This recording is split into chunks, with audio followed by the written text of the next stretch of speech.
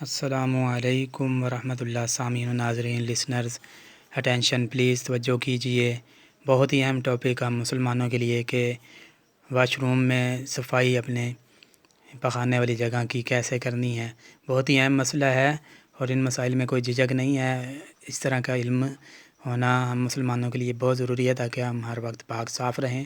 تو یہ ویڈیو بہت ہی اہم ہے، بہت ہی بنیادی ویڈیو ہے، اس کو ضرور دیکھیے۔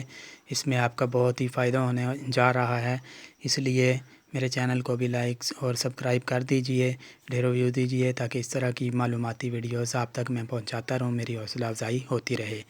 اللہ تعالیٰ آپ سب کا حامی و ناصر ہو، خوش رہیے اور دوسروں کو بھی، اپنے عزیزوں کو، قریبیوں کو خوش رکھیے۔ استنجے کا بیان۔ استنجے کے آداب۔ مسئلہ پاخانہ یا پیشاب پھرتے وقت یا طہارت کرنے میں نہ قبلہ کی طرف منہ ہو نہ پیٹھ، چاہے گھر میں ہو یا میدان میں، اور اگر بھول کر قبلہ کی طرف منہ یا پیٹھ کر کے قبلہ کی طرف منہ یا پیٹھ کر کے بیٹھ گیا تو یاد آتے ہی فوراً رخ بدل دے۔ اس میں امید ہے کہ فوراً اس کے لیے مغفرت فرما دی جائے۔ فتح القدیر۔ مسئلہ بچے کو پخانہ پیشاب پھرانے والے کو مکروہ ہے کہ اس بچے کا منہ قبلہ کو ہو، یہ پھرانے والا گناہ گار ہوگا۔ عالمگیری۔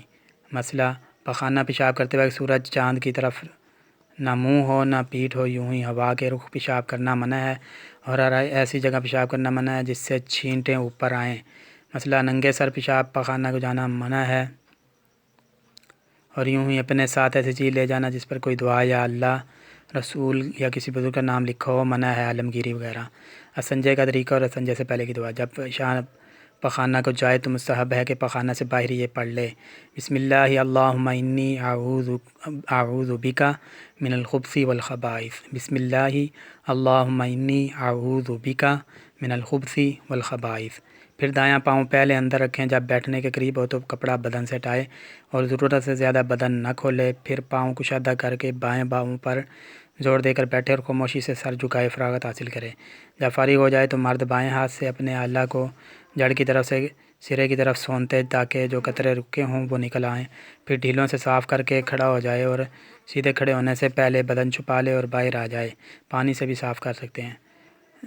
نکلتے وقت پہلے دانہ پیر باہر نکالے اور نکل کر یہ کہے: استنجے کے بعد کی دعا: غفرانک الحمدللہ الذی اذھب عنی ما یؤذینی وامسک علی ما ینفعنی۔ طہارت خانہ میں داخل ہونے کے لیے دعا۔ طہارت خانہ میں داخل ہونے کے لیے دعا۔ پھر طہارت خانے میں یہ دعا پڑھ کر جائے: بسم اللہ العظیم وبحمدہ والحمدللہ علی دین الاسلام، اللہم اجعلنی من التوابین واجعلنی من المتطہرین الذین لا خوف علیہم ولا هم یحزنون۔ پہلے 3 بار ہاتھ دھوئے، پھر بیٹھ کر دانے ہاتھ سے پانی بہائے اور بائیں ہاتھ سے دھوئے اور پانی کا لوٹا اونچا رکھے تاکہ چھینٹیں نہ پڑیں۔ پہلے پیشاب کا مقام دھوئے، پھر پخانہ کا مقام دھوئے۔ دھوتے وقت پخانہ کا مقام سانس کا زور نیچے کو دے کر ڈھیلا رکھے اور خوب اچھی طرح دھوئے، یہاں تک کہ دھونے کے بعد ہاتھ میں بو باقی نہ رہ جائے۔ پھر کسی پاک کپڑے سے پونچھ ڈالے، اور اگر کپڑا نہ ہو تو بار بار ہاتھ سے پونچھے کہ برائے نام تری رہ جائے، اور اگر وسوسہ کا غلبہ ہو تو رومالی پر پانی چھڑک لے۔ پھر اس جگہ سے باہر آ کر یہ دعا پڑھے: طہارت خانہ سے باہر آنے کی دعا: الحمدللہ الذی جعل الماء طہورا والاسلام نورا وقائدا ودلیلا الی اللہ تعالی والی جنات النعیم، اللہم حسن فرجی وطہر قلبی ومحص ذنوبی۔ مسئلہ آگے یا پیچھے سے جب نجاست نکلے تو ڈھیلوں سے استنجا کرنا سنت ہے، اور اگر صرف پانی سے طہارت کر لی تو بھی جائز ہے، مگر مستحب یہ ہے کہ ڈھیلے لینے کے بعد پانی سے طہارت کرے۔ ڈھیلوں سے طہارت اس وقت کافی ہوگی جب کہ نجاست سے مخرج کے آس پاس، یعنی نجاست نکلنے والی جگہ کے آس پاس کی جگہ 1 درہم سے زیادہ آلودہ نہ ہو۔ 1 درہم ایک سکے کے برابر ہوتا ہے، پیسے والا جو سکہ ہوتا ہے نا، بڑا 5 روپے والا، اگر درہم سے زیادہ، یا ہتھیلی کی جو یہ گولائی ہے، ہتھیلی کی گولائی، یہ جو گول کر رہے ہیں ہتھیلی کو تو گولائی بنتی ہے، یہ اتنی درہم کی مقدار ہے، اور درہم سے زیادہ جگہ میں لگ جائے تو دھونا فرض ہے، مگر پہلے ڈھیلا لینا ایک اب بھی سنت رہے گا۔ گرمی جاڑے کے سنجے کا فرق۔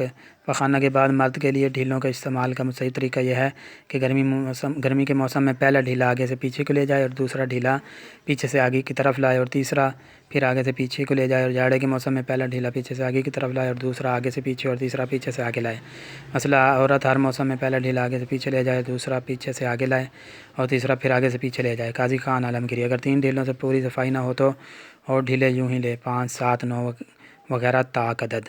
استبراء کا حکم: مسئلہ پیشاب کے بعد جس کو یہ خیال ہو کہ کوئی قطرہ باقی رہ گیا تو پھر آئے گا، اس پر استبراء واجب ہے، یعنی پیشاب کے بعد ایسا کام کرنا کہ اگر قطرہ رکا ہو تو گر جائے۔